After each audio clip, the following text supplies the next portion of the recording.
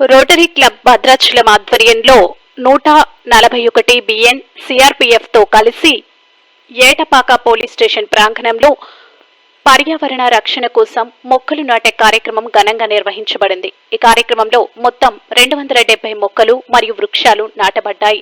ఈ కార్యక్రమాన్ని Etapaka police station మరియు సిఆర్పిఎఫ్ ప్రాంగణంలో నిర్వహించడం వలన నాటిన మొక్కలకు సుస్థిర మరియు రక్షణ అందించబడుతుందని అధికారులు భరోసా ఇచ్చారు.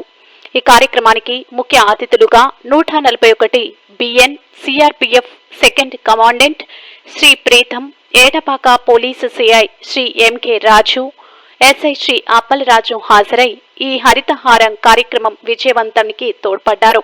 ఈ కార్యక్రమానికి సహాయ సహకారం ఇచ్చిన divisional forest officer DFO Bhadrachalam వారికి రోటరీ క్లబ్ వారు ధన్యవాదాలు తెలియజేశారు.